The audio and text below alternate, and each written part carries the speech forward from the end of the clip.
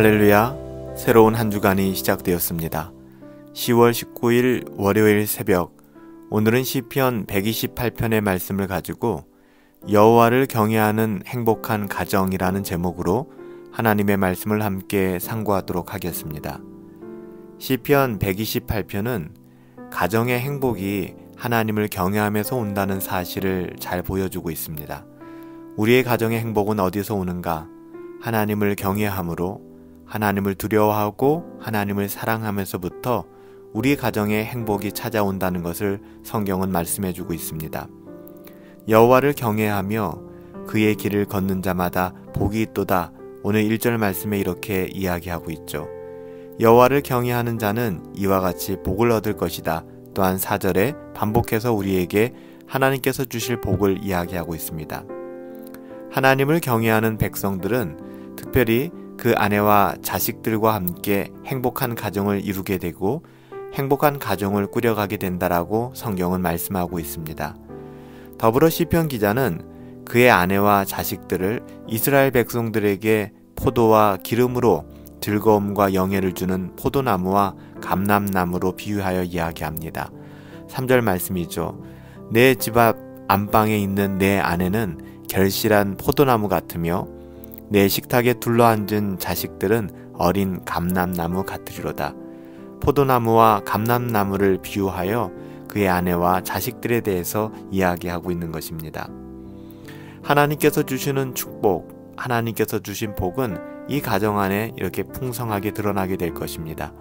이 가정이 아버지로부터 시작해서 어머니, 남편과 아내, 그리고 그 자식들이, 자녀들이 하나님을 경외하며 또 하나님을 사랑하여 꾸려가게 된다면 이보다 더 아름다운 가정은 없을 것이다 라고 성경은 이야기하는 것이죠.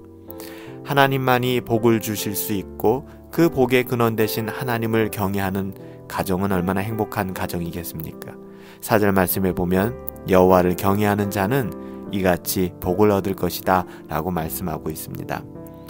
가정에 대한 시편 기자의 생각은 자연스럽게 예루살렘 번영으로 이어지게 됩니다.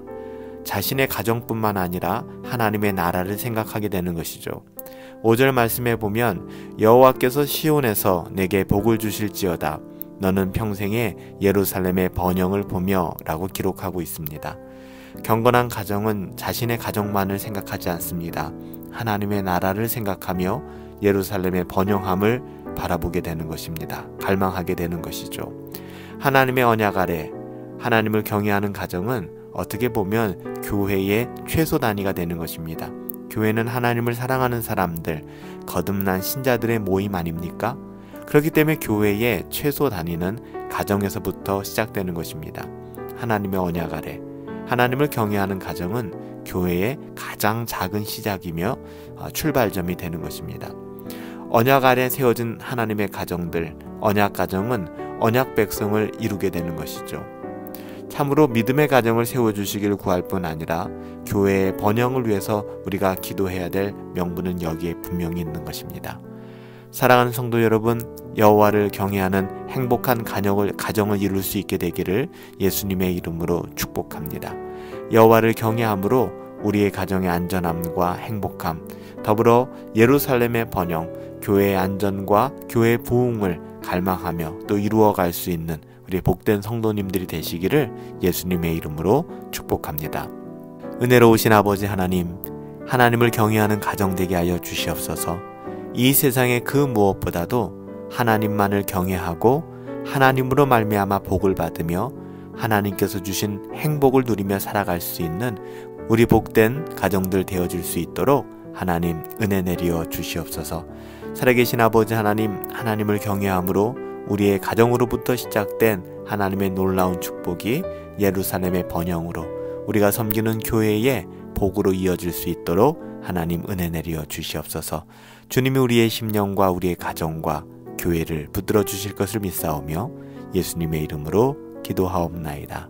아멘. 한 주간도 하나님의 그 사랑 안에서 승리하시기를 예수님의 이름으로 축복합니다.